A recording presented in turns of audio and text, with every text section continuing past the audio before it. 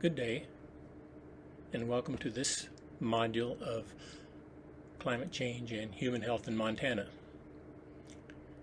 This specific module, Populations of Concern in Montana, will address those groups who are at highest risk for the consequences of climate change.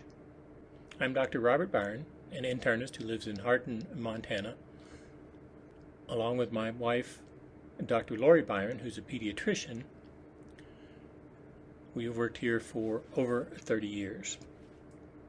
Before going further, I'd like to acknowledge that we inhabit the unsurrendered lands of the Absaluka, or Crow people, who've been stewards of their land for over 1,000 years. We are indebted to the Crow and the Northern Cheyenne peoples for their openness and trust that they have placed in us over the years.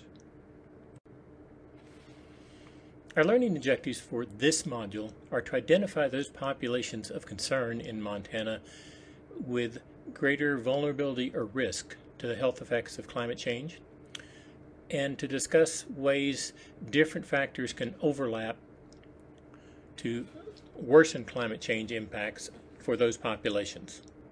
I call your attention to the Climate Change and Human Health in Montana, a special report of Montana Climate Assessment that was released early in 2021 and is used for much of the information in this module. The C2H2 report, as it is known, has much more detailed information both regarding populations at risk as well as suggestions for actions that all of us can take to lessen the impacts of climate change. So climate change will ultimately be an equal opportunity disaster. Until then, some are more likely to suffer. Those at highest risk include the elderly, the very young, pregnant women and their fetuses, indigenous populations, people with low incomes, people with chronic medical conditions, including mental illness, outdoor workers, and rural populations.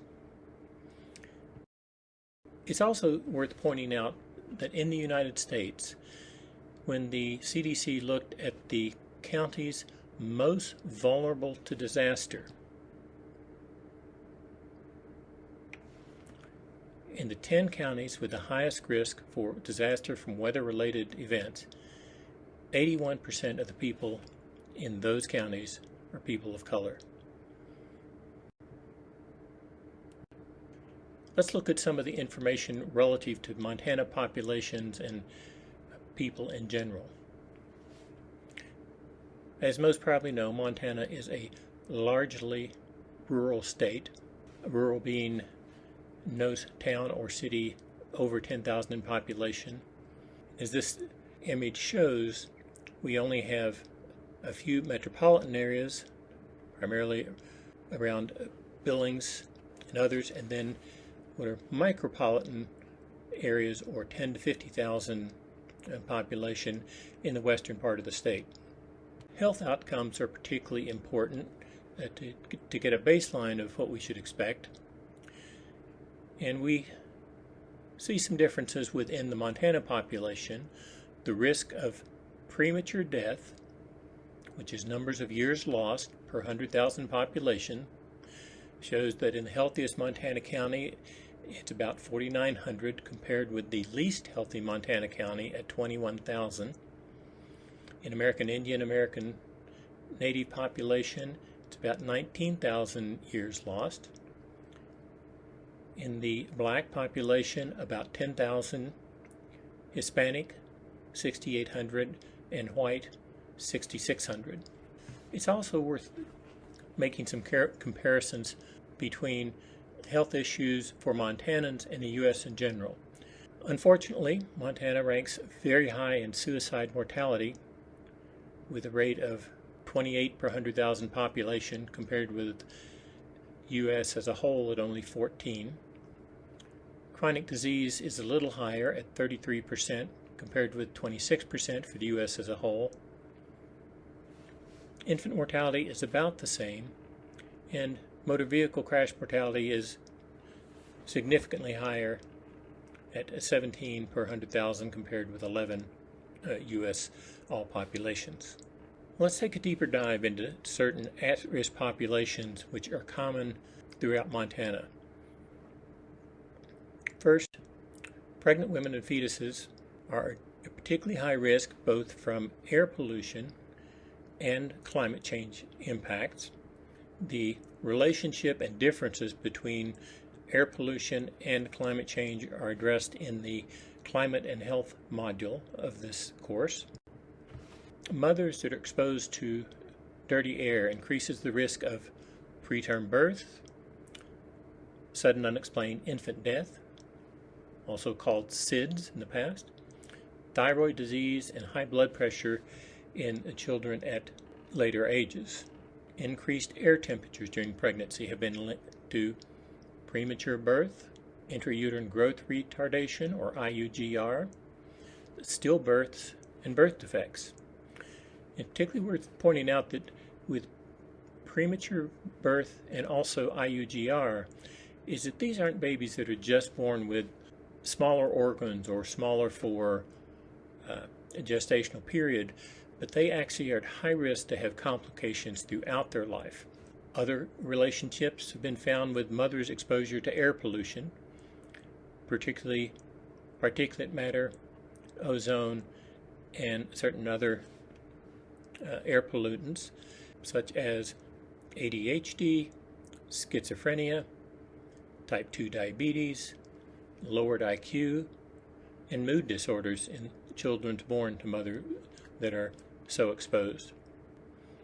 How about outdoor workers? Well, this study by Dr. Sally Moyse and Emily Healy at Montana State University showed that workers in the ag, forestry, fishing, and hunting industries had the highest risk of heat-related illness, which is one of our major concerns in Montana, and as might be expected, those occurred during the months of June, July, and August. Why might that be? Well, one is just exposure and dehydration related to inability to get adequate fluid intake during the day. Many within the same population may have substandard housing, which would also prevent recovery during the night. And there also may be more chemical exposure in working with pesticides, herbicides, and other potential toxins that would worsen the impact of climate change, specifically heat. People with low incomes are at greater risk for problems related to air pollution and climate change. Some of the factors that may impact these are they're more likely to have substandard or often crowded housing, they have limited access to health care in many locations, they have both food and energy insecurity. In addition to affecting nutrition, that may also prevent them from having access to air conditioning during times of increased temperatures or ways to protect against smoke from wildfires. Additionally, they have limited resources, which prevents both short-term and long-term recovery. Indigenous populations, or American Indians, are one of the highest risk populations. Several studies have shown they are among the most vulnerable. In addition to some of the other risk factors noted previously, they have additional concerns in that their ways of life that they have practiced for generations are threatened. There's loss of traditional foods, medicines, and ecosystems, which impact both physical and spiritual health. In many cases, the loss of traditional foods, because of the impacts of climate change, also puts them at higher risk for food insecurity. And many of the other socioeconomic factors that we addressed also come into play. One that is not mentioned but is likely important is racism and its impact on mental well-being.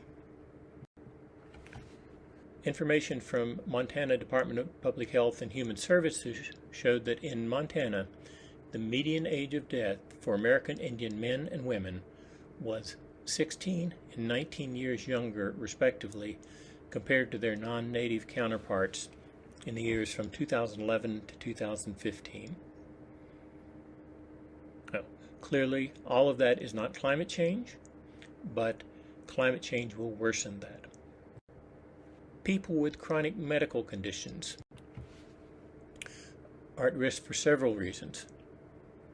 First, especially people with underlying lung or heart conditions, chronic obstructive pulmonary disease, asthma, coronary artery disease, perhaps even high blood pressure, are more susceptible to lowered air quality, especially higher levels of particulate matter, which in Montana are often related to wildfire exposure. Medications for some conditions predispose to heat-related illnesses or altered thermal regulation. Also, people with chronic medical conditions are more likely to be elderly, which is a risk factor into itself. So what can we do? This is mostly about individuals working together as communities. When it comes to protecting populations at risk, much of what we can do is in preparation. First, we need to acknowledge the risks. That means both acknowledging that air pollution and climate change are important issues, but also to recognize those people or groups of people who are at higher risk for those complications based on where they live, their background, their current health status, and even things like their financial status. We need to identify those people or groups of people and talk with other members of the community and elected officials to address ways that we might be able to prevent complications from occurring. For example, having cooling stations for people when heat waves hit.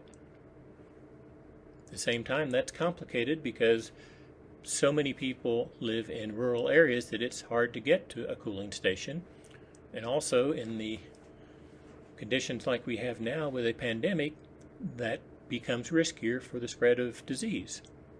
Planning ahead of time can lessen those impacts, though.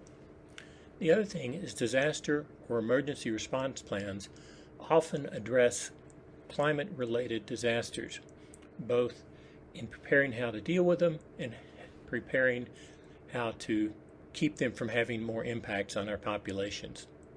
Detailed actions, resources, and checklists are available through the Climate Change and Human Health Report in Montana that we addressed earlier, both for individuals, health professionals in clinics and hospitals, local communities and governments, as well as things that we can do at the broader level in terms of systemic changes. Thank you for your participation in this course and this module. Please feel free to contact me or other instructors for this course with questions, suggestions, or ideas of ways that we can better prepare for and address climate change and its impacts on human health. Thank you.